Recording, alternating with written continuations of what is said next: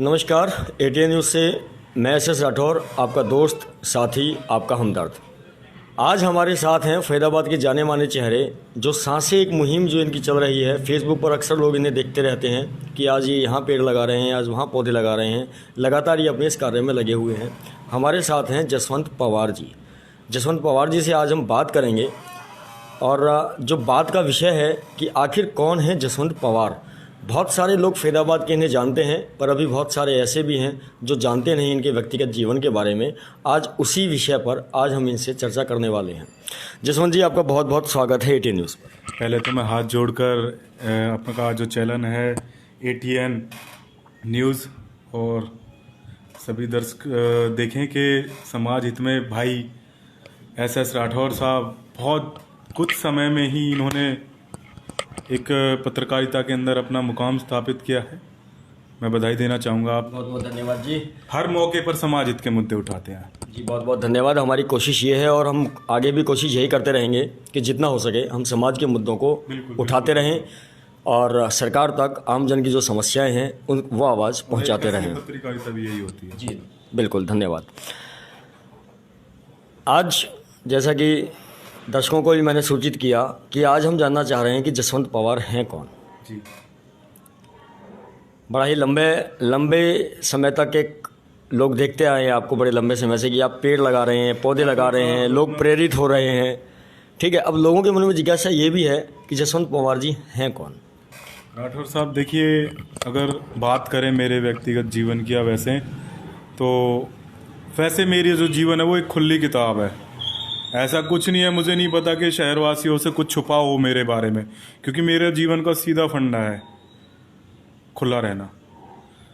और चाहे मेरा व्यक्तिगत जीवन रहा हो, चाहे सामाजिक रहा हो, चाहे निजी रहा हो या बेनिजी रहा हो, वो एक खुली किताब रही है पूरे शहर। जो मुझे जानते हैं या जैसे मैं काम करता हूँ, तो मुझे नहीं लगता कि कुछ ऐसा छुपा है। लेकिन हाँ, कुछ चीज़ें होती हैं। जब मेरा गांव चंदावली है, बहुत लोगों को नहीं पता होता कि मैं कहाँ से हूँ, कैसे हूँ। बिल्कुल बिल्कुल, यही सब चीज़ें आज हम लोगों से मतलब आपसे वो इन्फॉर्मेशन गैदर करके आज दर्शकों को हम दिखाएंगे कि आप कहाँ से हैं, कहाँ से आपकी पढ़ाई लिखाई हुई।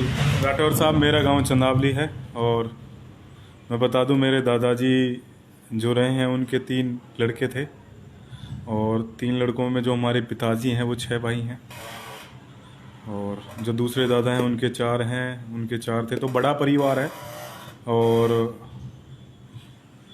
मेरे परिवार की पहचान भी है।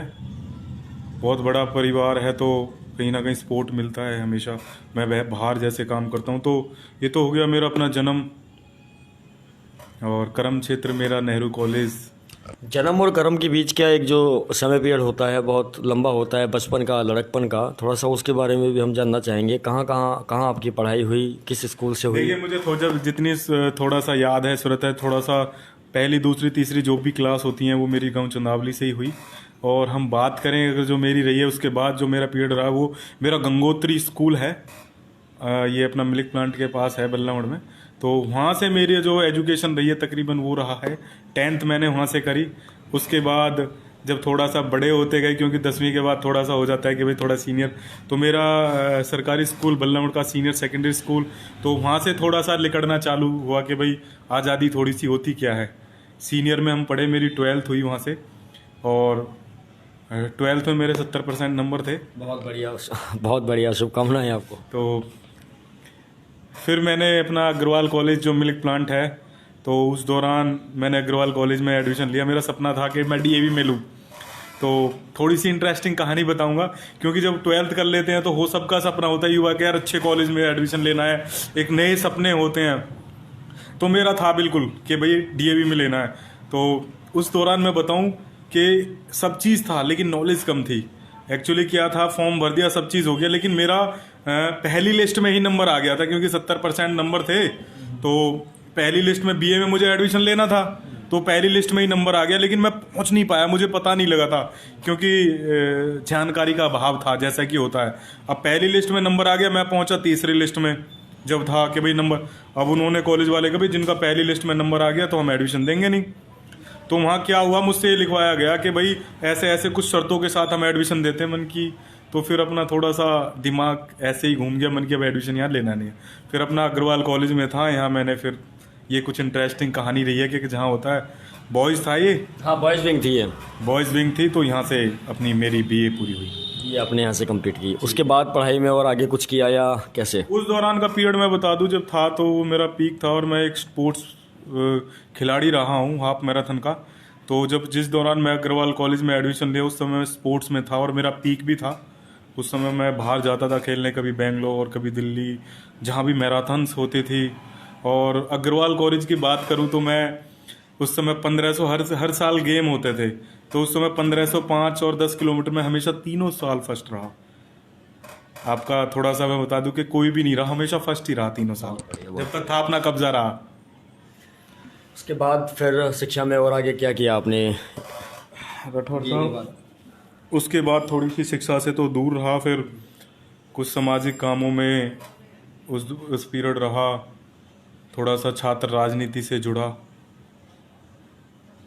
किस्मत कहते हैं कहीं ना कहीं ले जाती है, तो नेहरू कॉलेज मेरा कर्म क्षेत्र बना और युवा आगाज़ के नाम से एक संगठन हमारा खड़ा हुआ और कुछ लोग जुड़े। और फिर हमारी एक समस्या की रीजनल सेंटर, बहुत से लोगों को यहाँ से रोहतक जाना पड़ता है, हमारी बहनों को, छात्रों को बहुत परेशानी होती है, एक बड़ा मुद्दा था।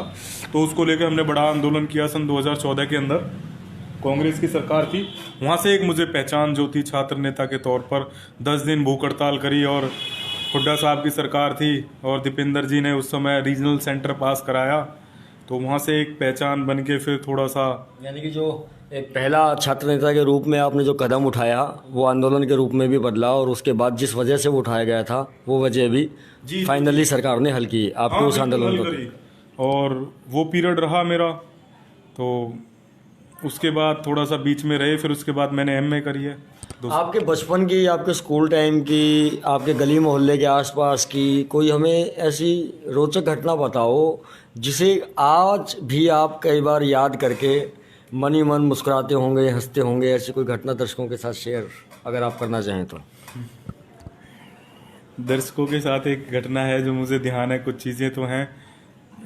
दादी बहुत प्यार करती थी, अब वो नहीं है इस दुनिया में, तो जब भी रहते थे हम घर नहीं पहुंचते थे या जो भी है खेलने से, तो उनको हमेशा रहता था। जब भी हम बड़े हो चुके थे, लेकिन एक घटना मैं बताऊंगा, जब बचपन में मौजूद कि हम खेल रहे थे, बच्चे थे, और एक घेर होता है घर से दूर था जहाँ उपले उपले थपते हैं वो होते हैं, काम होते हैं वैसे। तो आज भी मुझे पता है कि इतनी बड़ी दीवार रही होगी, थोड़ी सी थी, 4-5 फुट की दीवार रही होगी। तो मुझे आज भी पता है मैं उस दीवार पे था, कुछ गेम खेल रहे थे, छोटा छुपिया जैसे भी, तो मैं गिर गया। तो मैं गिरा था तो मेरा हाथ टूट गया था, उस समय उल्टा हाथ था और बस टूट गया था। तो मैं अकेला था, मैं अपना करके छिप गया, मेरा हाथ टूट गया। तो फिर घर वालों को पता लगा तो देखा मेरा सूजा पड़ा था। ये छिप क्यों गए थे? घर वालों के डर से? कहीं ऐसा ना हो मारेंगे मुझे, वो तो बचपन था उस समय, लेकिन वो मुझे आज भी मेरे सूरत है, ध्यान है कि ऐसे हुआ था। तो कुछ चीज़ें हैं इंटरेस्टिंग है। फिर उसके बाद थोड़ी सी डॉक्टरों के पास जाना, उस समय डॉक्टर, जब मैं बहुत छोटा था, तो हमारे फैमिली डॉक्टर है सूर्य हॉस्पिटल, आज उन्होंने बना ली, डॉक्टर मेहता, तो हमारे फैमिली थे, तो उनको ले जाते थे। तो मुझे आज भी वो छोटी सी घटना ध्यान है, जब नर्स मेरा हाथ पकड़ के, क्योंकि प्लास्टर हो गया था यहाँ पे, तो ये हाथ ऐसे ही रह गया था। तो क्या होता था, नर्स मुझे पकड़ के और ऐसे इस टेबल पे ऐसे हाथ रख के, डॉक्टर ऐसे पकड़ता था नर्स, और इसको ऐसे कर देते थे। मैं इतना बहुत जोर से चिल्लाता था, मुझे पेन होता था, लेकिन उनको सीधा करने के लिए मन की टूट। तो मैं जब कहता था पापा से, डॉक्टर साहब इस मुझे ना सुन्न कर दो, मुझे मतलब ना बेहोश कर दो, फिर आप इसको क्या करो। तो मैं बड़ा हंसता हूँ अब करके कि यार वो कैसा था चीज़ें। बिल्कुल, जहाँ एक तरफ माँ बाप, घर के परिवार के लोग बच्चे का पूरा ध्यान रखते हैं, चिंता रखते हैं, वहीं वो बच्चा इस डर से छुप गया कि कहीं अब मेरी और भी तो पिटाई नहीं होगी। आज जसवंत भाई से ही बात हो रही है, और ये बात होते होते वाकई में एक सेम वाकया मेरे साथ भी हुआ। और हम तो क्योंकि अब प्रश्न पूछते हैं लोगों से, तो हमसे कौन पूछेगा कि हमारे साथ क्या हुआ नहीं हुआ, तो हम भी थोड़ी सी बात एक अपनी इसमें ऐड कर देते हैं। मैं 5th क्लास में था और फादर की साइकिल हम ले जाया करते थे चोरी छुप के। और एक बार ऐसा हुआ कि हमारे सब यार दोस्त क्रिकेट खेल रहे थे और मैं उस साइकिल के राउंड वहाँ लगा रहा था, और उसे बोला जाता है देसी भाषा में कैंची चलाना, कैंची चलाना, क्योंकि ये छोटी छोटी साइकिलें तो अब तो हर बच्चे के हाथ में है। बहुत गिरे, बहुत टूटे हैं, ठीक है जी। बहुत टूटे हैं। तो पहले कैंची सीखा जाता था, फिर डंडा सीखा जाता था, फिर गद्दी सीखी जाती थी, फिर कैरियल पे भी बैठ के चलाते थे, और कैरियल पे भी बैठने के बाद एक दोस्त को पीछे भी बैठाते थे कि भाई आप भी पीछे बैठ जाओ। तो वो एक दौर एक अलग था। तो वो साइकिल चलाते वक्त मेरा भी एक हाथ ऐसे ही टूट गया, टूट गया, और मैं वहाँ पड़ा रहा ये सोच के कि अब अगर घर जाऊँगा तो घर वाले तो पीटेंगे, पर घर वालों को तो प्यार एक अलग ही होता है। शाम हो गई, अंधेरा हो गया, जो आसपास क्रिकेट खेल रहे थे उन्होंने भी देखा कि भाई मैं वहाँ पे पड़ा हुआ हूँ, तो मुझे वो घर ले जाने लगे, और मैं घर जाने के लिए बिल्कुल तैयार नहीं कि मैं नहीं जाऊँगा, मेरी पिटाई हो जाएगी। तो ज़बरदस्ती घर लेके आए। उसके बाद पता लगा कि माँ बाप का प्यार तो प्यार ही होता है। बच्चा गलती भी अगर कर रहा है तो एक बार के लिए उसको अनदेखी करके पहले उसके स्वास्थ्य का ध्यान रखा जाएगा। तो एक ये जब प्यार की बातें याद आती हैं तो अपने भी कुछ बचपन के किस्से याद आ जाते हैं। बहुत चीज़ें हैं बचपन के किस्से। एक और आज भी मुझे ध्यान है, जब गांव से निकल के जब शहर में एडमिशन कराने के लिए, वो बड़ी दिलचस्प है कहानी। जब पापा ले गए हमें, मैं था, मेरी छोटी सिस्टर थी, आज भी ध्यान है वो किस्सा भी। तो गंगोत्री में गए तो पहले वो लेते हैं ना कि एडमिशन करने के लिए बच्चा ले सकते हैं नहीं, तो उस इंटरव्यू में मेरा मतलब फेल हो गया। तो कॉलेज वालों ने, स्कूल वालों ने, गंगोत्री वालों ने एडमिशन नहीं दिया।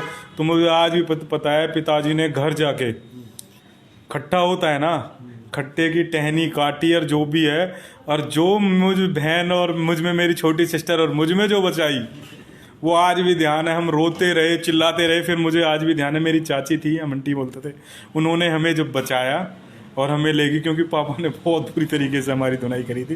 तो वो धुनाई नहीं थी, वो एक्चुअल में प्यार था, जो भी था, लेकिन मुझे आज प्यार था, बिल्कुल वो प्यार था। अब आज भी पता है मुझे कि हम आंटी से चिपट गए थे, हमारी चाची थी छोटी, तो उनसे चिपट गए थे, उन्होंने हमें बचाया था। और उसके बाद राठौर साहब जीवन में कभी ऐसा मौका नहीं आया। उसके बाद हम पढ़े, 8-10 दिन हमने, मेरा बड़ा भाई था, उन्होंने अच्छे से हमें पढ़ाया, चीज़ें सिखाई। उसके बाद हमारा एडमिशन भी हुआ, और कुदरत की ऐसी कृपा रही, कभी जीवन में फेल नहीं हुआ। तो वो जो प्यार आपके फादर ने आपके साथ दिखाया, वो उस वक्त आपको शायद ना दिख रहा हो, पर आज जब हम इस किस्से पे बात कर रहे हैं तो आज वो वात्सल्य और वो पिटाई वाला जो प्यार है वो वाकई में बेशकीमती, अमूल्य है। और उसी के चलते शायद हो सकता है कि आपका पढ़ाई की तरफ ध्यान गया और कभी आप फेल भी नहीं हुए। जी जी। अब सांसें मुहिम के नाम से भी लोग आपको जानते हैं कि सांसें हो रही कम, आओ पेड़ लगाएं हम। आपसे बहुत लोग प्रेरित हो रहे हैं, फेसबुक मीडिया के माध्यम से हम देखते रहते हैं कि लोग कहते हैं कि हम जसवंत भाई को देखकर प्रेरित हुए और आज हम यहाँ पर इतने पेड़ लगा रहे हैं, इतने पौधे लगा रहे हैं। तो उसे देख के आपको भी कहीं ना कहीं मन में एक हर्ष होता होगा कि जो चीज़ मैंने स्टार्ट की, मुझे देखकर अब और लोग भी स्टार्ट कर रहे हैं, फिर उन्हें देख के धीरे धीरे और लोग भी स्टार्ट करेंगे। तो ये सांसें मुहिम की एक्चुअल में शुरुआत कब और किससे प्रेरणा लेकर आपने स्टार्ट किया? देखिए राठौर साहब, मैंने जैसे बताया कि हमारा जो कर्म क्षेत्र है वो नेहरू कॉलेज रहा है, और मेरा नेहरू कॉलेज चक्कर रहता था क्योंकि छात्रों की समस्याएं वो। तो आज भी मुझे पता है कि 2 या 3 साल पहले जब मैं नेहरू कॉलेज जा रहा था, सर्दियों का टाइम था, कोहरा पड़ता था, तो मैं अपनी गाड़ी से जा रहा था, शीशे मेरे खुले रहते हैं, मैं एसी का कम इस्तेमाल करता हूँ गाड़ी में, हमेशा आदत है। तो उस समय जा रहा था, तो जब मैं नेहरू कॉलेज के आसपास पहुँचा तो मेरी आंखों में जलन होने लगी ज़बरदस्त, और मुझे गाड़ी रोकनी पड़ी, इतनी जलन थी कि आंखों में बिल्कुल ना चिरमिराहट मच गया। पानी रखा रहता था, आंखें धोई करी, फिर मैंने देखा यार ये ऐसा क्या हो गया इतना करके। तो पता लगा कि फरीदाबाद में उस दिन प्रदूषण का जो 16 सेक्टर था, स्तर का लेवल बहुत हाई है। फिर मैंने सोचा यार कैसे होगा, अगर ऐसे आंखें में जलन, अगर इतना प्रदूषण का स्तर का लेवल, प्रदूषण बढ़ गया तो यार कैसे जी पाएंगे हम, कैसे सांस लेना मुश्किल है। तो वहाँ से कहीं ना कहीं मेरी आत्मा को ना झंझोर दिया अंदर से मुझे कि जसवंत, ये तो ऐसे तो फरीदाबाद का बेड़ा गर्क हो जाएगा, और अगर ऐसे ही रहा तो सांस लेना भी मुश्किल है। तो एक जो अंदर से ख्याल आया वो वहाँ से, हाँ बिल्कुल वो ख्याल वहाँ से आया। फिर हमारी एक मेरी सीमा भारद्वाज जी हैं, बहन जी हैं, सतत नाम के से एक NGO अभी चलाती हैं, और गरीब बच्चों को पढ़ाना और एक मानवता के लिए काम करना, बहुत चीज़ें उन्होंने गरीब बच्चों को, जो अपना आश्रम है उनमें जाके गरीब बच्चों को मदद करना, झुग्गी झोपड़ी के जो बच्चे हैं उनको पढ़ाना, और 2 साल तो उन्होंने जो अपना ये ईंट बताते भट्टे हैं उन बच्चों को पढ़ाना करना, मतलब ज़मीनी स्तर पर काम करती है। जब मैं बहन जी से मिला, मन की बहन जी मुझे पर्यावरण पर काम करना है और मुझे कोई नाम चाहिए, और नाम भी मुझे यूनिक चाहिए और कम शब्दों में चाहिए, एक शब्द में ही। तो वो लेक्चरर रही हैं, हिंदी की लेक्चर रही हैं अग्रवाल कॉलेज में। तो उन्होंने कहा कि मैं ठीक है डिसाइड करके कुछ ऐसा करी। उन्होंने मुझे नाम दिया सांसे।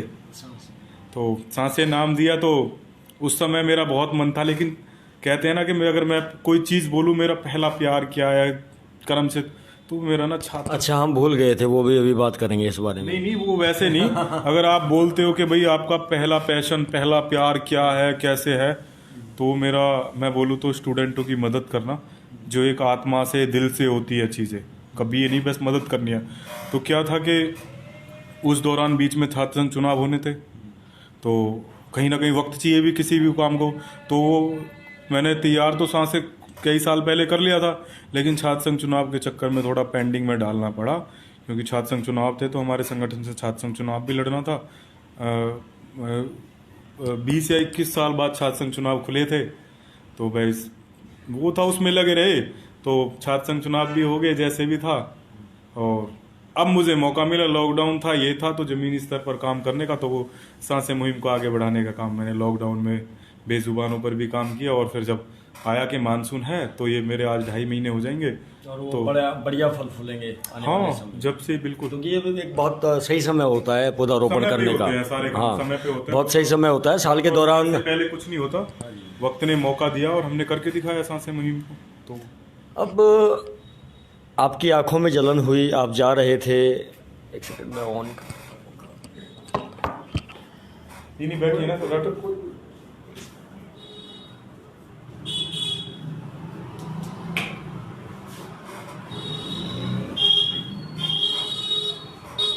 दर्शकों से माफ़ी चाहूँगा। आपकी आंखों में जलन हुई और आपने ये सोचा कि अब हमें पर्यावरण के ऊपर काम करना है। बिल्कुल, देखिए जब इंसान पे बीतती है वो जब भी कुछ करता है, तभी कुछ करता है, बिल्कुल। देखिए मुझे अंदर तो ये, मैं कभी कोई बनावटी या वैसे नहीं, जो रियल होता है मेरे जिंदगी का एक फंडा है, सीधा बोलना, सफा बोलना। बिल्कुल। और जो अनुभव है उनके आधार पर मैं थोड़ा सा बता दूं, विवेकानंद जी के थोड़ा सा पद चिन्हों पर कोशिश करता हूं चलने की, और जो जीवन की थोड़ा सा बनावटी दुनिया से बहुत कोशिश करता हूं दूर रहने की और काम करने की। और किताबों से पढ़ता हूँ, एक्सपीरियंस होता है, लेकिन जीवन का एक्सपीरियंस जो सिखाता है ना, वो ना किताबें सिखाती हैं, वो आपको सिर्फ बता सकती हैं कि क्या इन लोगों का एक्सपीरियंस रहा, लेकिन जो असली ज़िंदगी है वो आपको खुद का एक्सपीरियंस बताता है। तो मेरा एक्सपीरियंस रहा, हालांकि पर्यावरण पे देखिए अंदर से दिल भी रहता है। 7-8 साल में जब आप हमारा इतिहास उठाओगे कि भाई हम कैसे, हमने कभी भी, कोई भी अवसर है, कोई भी खुशी का मौका है, जब से हमने सामाजिक, तो हम किसी को गिफ्ट देने की जगह, चाहे जन्मदिन है, चाहे कोई नया अवसर आया है, चाहे कोई खुशी का मौका है, तो हम पौधा ही भेंट करते हैं हमेशा। तो ऐसा नहीं है, प्रकृति से पहले से ही लगाव रहा है, लेकिन अंदर से जो जिस बात ने झंझोरा वो यही थी कि भाई ऐसा रहा, अगर ऐसे रहा तो हम ना चल पाएंगे ना सांस ले पाएंगे, किसी ना किसी को तो आगे कदम उठाना पड़ेगा। देखिए, जो पर्यावरण है, आपको भी इस बारे में भली भांति जानकारी होगी कि अगर पर्यावरण हमारा ख़राब हो रहा है, दूषित हो रहा है, तो हम और ज़्यादा पेड़ पौधे उगाकर उसके द्वारा उसको सुधार सकते हैं। बिल्कुल, एक ही पर्यावरण को सुधारने का सिर्फ एक ही माध्यम है, ठीक है जी। या फिर जिस वजह से पर्यावरण दूषित हो रहा है, उस वजह को भी कहीं ना कहीं हम समाप्त करने की तरफ कदम उठाएं। एक ये भी हो सकता है। बिल्कुल बिल्कुल। लेकिन देखिए, हम किसी चीज़ को समाप्त ना कर सकें, लेकिन जिससे वो ख़त्म हो सकता है उसको तो कर सकते हैं। देखिए इंडस्ट्री है, रोज़गार भी चाहिए लोगों को। भाई किताब, ये जो आपने ये है, ये भी मैं दिखा दूँ, ये भी कागज़ का है, ये भी लकड़ी से बना है। ज़रूरत है तो हम ज़रूरत की चीज़ें उगा भी सकते हैं। तो मेरा तो यही है कि हम जो अनऑथराइज कंपनीज हैं, जो कहीं ना कहीं उन पे तो लगाम लगनी चाहिए। हाँ बिल्कुल, मेरा भी यही कहने का तात्पर्य था। अपने मानक तय से ज़्यादा प्रदूषण करती हैं या जो नियमों की अवहेलना करती हैं, उन पे ज़रूर सरकार को सख्त निर्णय लेने चाहिए, या जो पर्यावरण के साथ छेड़छाड़ करते हैं, सरकार को सख्त कदम लेने चाहिए। लेकिन मैं तो उसमें विश्वास करता हूँ कि भाई वो चलता रहेगा, हम क्या देंगे। और सीधा एक फंडा है, एक पौधा लगाइए। मैं 10-20 हज़ार, 1-2-10 कुछ नहीं, एक पौधा, हर व्यक्ति अपने जीवन में अगर एक पौधा लगा देता है तो मुझे नहीं लगता कि प्रदूषण नाम की बीमारी रहेगी। लेकिन वो पौधा एक है कि पीपल का लगाएं। पीपल ही एकमात्र ऐसा पौधा है जो 24 घंटे वायु देता है, ऑक्सीजन देता है। कार्बन डाइऑक्साइड जो छोड़ते हैं उसको ऑक्सीजन में तब्दील करता है। सिर्फ पीपल ही एकमात्र ऐसा पौधा है। तो अगर आप अपने जीवन में एक पौधा पीपल का लगा देते हैं तो आप प्रकृति के कर्जदार नहीं रहोगे और शुद्ध वायु मिलेगी। आप तो देखिए लगे हुए ही हैं, आपकी टीम भी लगी हुई है पौधारोपण के इस अभियान में जी। और साथ ही साथ आप लोगों को भी प्रेरित कर रहे हैं इस चीज़ को लेकर। राठौर साहब देखिए, मैं ये कहूँगा कि जो मैंने कहा इसको फिर गौर से कहूँगा। सांसें मुहिम का सिर्फ एक ही लक्ष्य है, हर व्यक्ति अपने जीवन में एक पौधा लगाए। एक सिर्फ, समझना, दो नहीं, एक ही पौधा लगा ले। और मैं कोशिश करूँगा पीपल का, बड़ का, पिलकन का, नीम का, गुलमोहर का। अगर पीपल का लगा दे तो सोने पे सुहागा है। और उस पौधे को लगा के उसकी देखभाल करे और उसको वृक्ष बनाए तो कहीं ना कहीं ये मानवता के लिए और अपने लिए अंदर से संतुष्टि होगी। और जब आपका लगा हुआ पौधा जब वृक्ष बनेगा ना, जो आपको अंदर से आत्मा से अनुभूति होगी ना, उसका कोई मतलब मोल नहीं है। तो मेरा आप सभी आपके चैनल के माध्यम से दर्शकों से अनुरोध है कि अपने जीवन में एक पौधा जरूर लगाएं, उसे वृक्ष बनाएं। और वो पौधा भी देखिए, हर किसी का जन्मदिन आता है कभी ना कभी, भाई 70-80 साल तो रहती है। अरे इन 70-80 सालों में आप एक पौधा तो लगा सकते हो अपने जन्मदिन पर। हर किसी के माँ बाप होते हैं, सबको जाना है, दादाजी होते हैं, दादी होती हैं, किसी का कोई खास मित्र होता है, किसी की कोई पत्नी होती है, किसी का कोई खास दोस्त होता है। अरे उसकी याद में लगा दो भाई। आज की हम भगा दौड़ में अगर किसी की कोई गर्लफ्रेंड हो या किसी की कोई वो हो तो हम इतनी चीज़ें उलट पुलट कर देते हैं, इतने महंगे महंगे गिफ्ट, वो ये। मैं तो ये कहता हूँ कि आज के जो नए लड़के हैं, जब एक इंसान से प्यार करने के फलस्वरूप इतने महंगे महंगे गिफ्ट दे सकता तो है, उस प्यार के नाम पर पौधा लगा तो दें। या तो उस प्यार के नाम पर लगा दें या प्रकृति के प्रति अपना थोड़ा सा प्यार दिखाएं मैं और ये कहता हूँ, एक पौधा देखिए, देगा, मतलब किसी भी बहाने से मैं कैसे नई जो भी। युवा पीढ़ी है, मैं ये कहता हूँ बहुत से जो है अपने प्यार के नाम पर पौधा लगा दें आप। भाई प्यार में लोग बहुत क्रेजी होते हैं कभी कभी, तो वो याद भी रहेगा कि भाई हाँ मैंने अपने प्यार के नाम पर पौधा लगाया था। मेरा तो मकसद सिर्फ ये है कि किसी की याद में कैसे भी बहुत ऑप्शन है, जन्मदिन है, माता पिता है, दोस्त है, प्यार है, शादी की सालगिरह है, बहुत मौके आते हैं अनगिनत। तो एक पौधा तो कम से कम है, मौके बहुत हैं। आप अगर हर मौके पर भी पौधे लगाएंगे तो इतने पौधे आप लगा देंगे कि जितनी आपने अपने जीवन में लकड़ियाँ इस्तेमाल की होंगी पेड़ों की, जितनी आपने ऑक्सीजन ली होगी, सारा कर्जा आप प्रकृति का जाने से पहले उतार पाएंगे। बिल्कुल बिल्कुल बिल्कुल, जाने से पहले उतार पाएंगे। और देखिए कहीं ना कहीं आने वाली जो लड़ाई होगी वो जल, जंगल और शुद्ध वायु की। तो दोस्तों, मेरा जितने भी दर्शक हैं अपने जीवन में एक पौधा ज़रूर लगाएं। ये मैं अपने लिए नहीं, आने वाले भविष्य के लिए। देखिए मैं कुछ नहीं कर सकता, हम सब मिलकर ही करेंगे।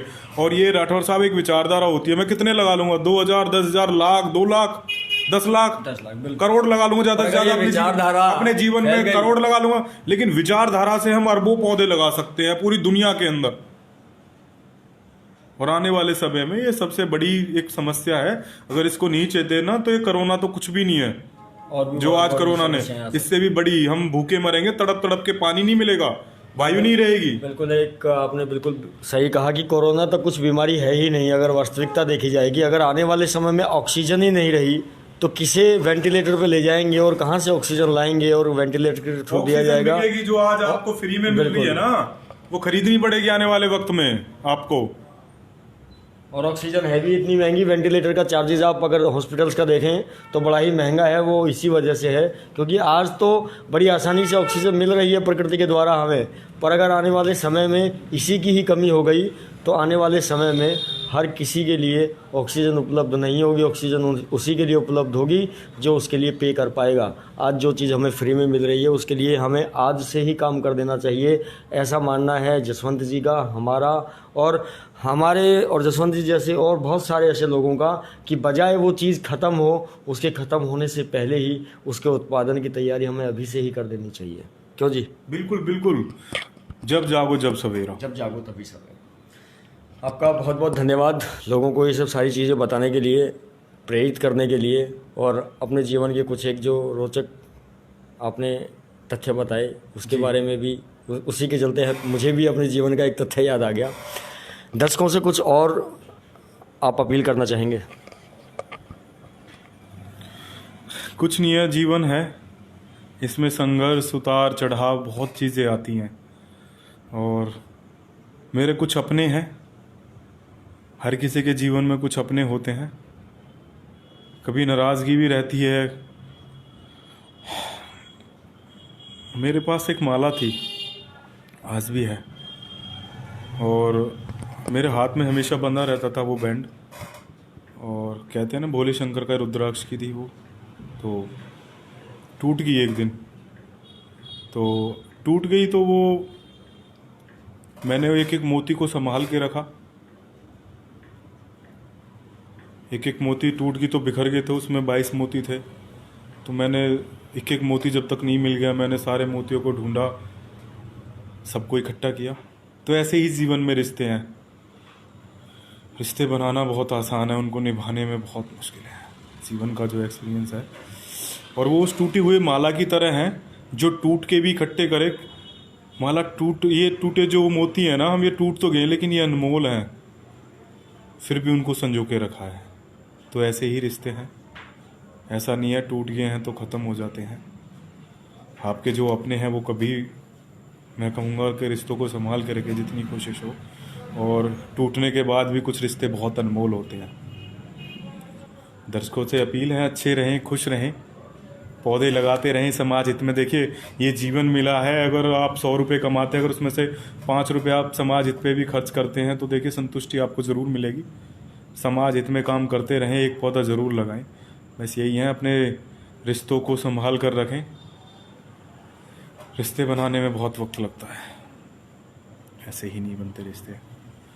कोशिश रहती है मेरी, जितने भी मेरे अपने हैं, कभी चोट ना पहुंचाऊं उनको, खासकर अपने माँ बाप को। अभी तक तो नहीं है, कुछ गलतियां हो जाती हैं कभी कभी जीवन में, लेकिन फिर भी कोशिश करता रहूँगा। मेरा सिर्फ एक ही है कि जीवन में कोशिश करता रहूँगा कि अपने माँ बाप, अपने और मेरे जो अपने हैं उनको कभी चोट ना पहुँचाऊँ। हालांकि कभी अनजाने में हो जाती हैं गलतियाँ, इंसान ही हूँ। और अगर आपने है तो मैं चाहूँगा कि किसी अपने का या मैंने किसी का भी दिल दुखाया है तो ज़िंदगी को हमने कुछ यूँ आसा कर लिया, मांग ली सबसे माफ़ी अपने गुनाहों की। गलतियाँ होंगी, इंसान ही हैं हम, आप सब इंसान हैं। पर सबसे अच्छी बात इसके अंदर ये है कि गलतियाँ होने के बाद अगर हमें पता लग जाता है कि ये हमारी गलती थी, तो वो गलती रह नहीं जाती। गलती वो तब है जब हम उस गलती को गलती माने ही ना। बाकी राठौर साहब, ज़िंदगी से कोई शिकायत नहीं है। और जितना प्यार इस शहर ने दिया है, तो मुझे लगता ही नहीं है कि मेरे अपने हैं, और इतने हैं कि कभी अकेलापन का एहसास ही नहीं हुआ। इतने अपने हैं, मेरी बहनें हैं, मेरे दोस्त हैं, मेरा परिवार है, इतना प्यार करते हैं, अच्छे अच्छे दोस्त हैं, स्पोर्ट्समैन हैं, बहुत लोग हैं। कभी सोचता हूँ कि यार जसवंत क्या है, ज़िंदगी से कोई शिकायत नहीं है। कभी कभी सोचता हूँ तो भाग्य और क्या होगा, बढ़िया की ज़िंदगी से कोई शिकायत ही नहीं है। हाँ, ज़िंदगी से कभी कोई शिकायत नहीं है। और सच्चाई देखूँ तो कुछ रिश्ते मैंने बनाए हैं, कुछ हो जाता है, अगर मुझे थोड़ा सा भी कांटा चुभता है ना, तो ऐसे लोग हैं, चाहे खून के रिश्ते ना हों, लेकिन उनको बहुत दर्द होता है। तो कोशिश करता हूँ कि ज़िंदगी की पूंजी है ये, और कभी भी कुछ हो जाता है तो लोगों की भीड़ लग जाती है, खड़े हो जाते हैं, तो मैं सोचता हूँ कि काफ़ी है इतना, बाकी तो चलता रहता है। लेकिन कुछ चुनिंदा लोग हैं जीवन में, सिर्फ चुनिंदा। मैं थोड़ा सा ज़्यादा यार दोस्त या ज़्यादा अपना बनाने में भी विश्वास नहीं करता। कुछ मेरे चुनिंदा है, नाम तो नहीं लूँगा, लेकिन जो भी 7-8 लोग हैं, 8 लोग हैं, उनके लिए मैं कुछ भी कर सकता हूँ। आर या पार की लड़ाई रहती है उनके लिए, तो बिल्कुल उनके लिए भी कुछ भी कर सकते हैं। और समाज के लिए भी लगातार आप लगे हुए हैं पौधारोपण के कार्य में। और उम्मीद करते हैं कि आने वाले समय में जसवंत भाई ऐसे ही। आपसे एक बात और कहूँगा, हाँ कि जब इतनी बात करी है लास्ट में करके, कहीं भी चले जाओ, आपसे एक बात बोलूँगा सबके लिए, जो आप कह रहे हो संदेश देने के लिए, माँ से बड़ा कोई नहीं होता। पता है, मेरा खुद का एक्सपीरियंस रहा है। आप अपनी माँ से 2 साल अलग हो जाओ, 4 साल हो जाओ, 5 साल हो जाओ, जब भी आप उससे मिलोगे ना तो वो आपको सीने से लगाएगी। उसको ये नहीं रहेगा कि ये 2 साल मेरे से लग रहा है, 5 साल रहा। उसका प्यार हमेशा आपको बढ़ा हुआ मिलेगा, कभी कम नहीं होगा। वरना आप कोई भी रिश्ता देख लीजिए, आप 10 दिन या 20 दिन या 1 साल अलग हो जाइए, कहीं ना कहीं थोड़ा सा फर्क बहुत डिफरेंस, मेरा तजुर्बा रहा है, बहुत डिफरेंस। लेकिन एक माँ का रिश्ता सिर्फ ऐसा है कि आप उससे कितने ही दिन अलग हो जाएं, लेकिन उसका प्यार हमेशा इक्वल रहता है। बढ़ तो सकता है, कम नहीं हो सकता। तो मेरी कोशिश रहती है जीवन में किसी को दुख ना पहुंचाऊं, खासकर अपनी माँ को। और आप सबसे भी अपील करूंगा, जो भी युवा हैं, आजकल हम बहुत चीज़ें ऐसी होती हैं मानसिक तौर पर, राठौर साहब, आज का जो युवा है कभी कभी बहुत परेशान हो जाता है। हम सुशांत सिंह वाला मामला देखें या कुछ और है, डिप्रेशन, आज के समय में बहुत चीज़ें रहती हैं। अपने दोस्तों से बांटिए, अपने अपनों से बांटिए, अगर हो सके। कोई ना मिले तो अपनी माँ से बात करिए। माँ बहुत, मैं कहता हूँ, सब चीज़ है। सुख बांटे तो और बढ़े, दुख बांटे तो और घटे। मेरा यह है कि अपने माँ का दिल कभी ना दुखाएं। मेरे से जितना होता है, हालांकि इंसान हूँ, लेकिन मेरी कोशिश रहती है कि माँ का दिल ना दुखे। और माँ से बड़ा हमदर्द कोई नहीं है। मैंने आपको उदाहरण के तौर पर बताया, आप 2 साल भी अलग रहोगे या 5 साल भी अलग रहोगे, माँ का प्यार आपको सेम मिलेगा। आप किसी और से अलग रह कर देख लो, कहीं ना कहीं थोड़ा बहुत तो डिफरेंट ज़रूर आएगा, लेकिन माँ के प्यार में कभी कोई कुछ नहीं आता। तो मेरा ज़िंदगी का तजुर्बा है। बाकी ईश्वर से मेरा थोड़ा सा, जब आपने जीवन का सब कुछ पूछा है, तो ख़त्म करूँगा एक चीज़ पर। ज़िंदगी में जब कोई नहीं लगता ना अपना, जब लगता है ज़िंदगी से, तो मेरा लगाव रहा है सब। ये धार्मिक देश है हिंदुस्तान, मेरी आत्मा बसती है शनिदेव में। अच्छा, शनिदेव को आप अपना इष्ट देव मानते हैं? सब कुछ सौंप रखा है जीवन उसको। जब कहीं शांति नहीं मिलती ना, तो उसके दर पे ही जाकर शांति मिलती है मुझे। राठौर साहब, जब आपने पूछा ही है कुछ चीज़ें, तो मेरे ज़िंदगी का अगर कहें कोई अहम कड़ी, वो है शनिदेव। मुझे ताकत भी देता है। जब मैं सोचता हूँ ना कि जसवंत कोई नहीं है जीवन में तेरा, तो एक ही आता है, अरे वो तो है तेरा, क्यों डरता है। और जब वो है तेरा तो किसी और के कोई साथ होता की नहीं जरूरत वैस। और हमेशा जब भी चीज़ें रहती हैं तो हमेशा उससे एक ही दुआ मांगता हूँ कि मेरे अपने खुश रहें। शनिदेव कुछ नहीं चाहिए, बस मेरे अपनों की खुशी हमेशा बरकरार रहे, उन पे अपनी कृपा हमेशा बनाए। बहुत बहुत धन्यवाद हमारे साथ जुड़ने के लिए जसवंत जी। हमारे साथ थे जसवंत जी। ATN न्यूज़ का धन्यवाद करना चाहूँगा, मेरा पहला जीवन परिचय। और तकरीबन बहुत लोगों ने कोशिश करी, लेकिन मैंने नहीं, कि ठीक है यार, जब वक्त आएगा। लेकिन कहते हैं ना, वक्त और समय जब आता है, ठीक है। तो आज था वक्त। सभी साथियों को मेरी तरफ से जय हिंद, जय भारत। हमारे साथ जसवंत पवार जी गांव चंदावली से सांसें मुहिम चला रहे हैं, लगातार लोगों को पेड़ लगाने के लिए प्रेरित कर रहे हैं और खुद भी लगा रहे हैं। अभी थोड़ी देर बाद दोबारा हम जसवंत जी के साथ लाइव होंगे, और एक जो अभी रिसेंट मुद्दा चल रहा है कि फैदाबाद के 26 गांवों को नगर निगम में शामिल करने की तैयारी की जा रही है, और उसके बाद अब जो 40 वार्ड हैं उनको बढ़ाकर 50 कर दिया जाएगा। इस विषय पर हम इनसे चर्चा करेंगे। धन्यवाद।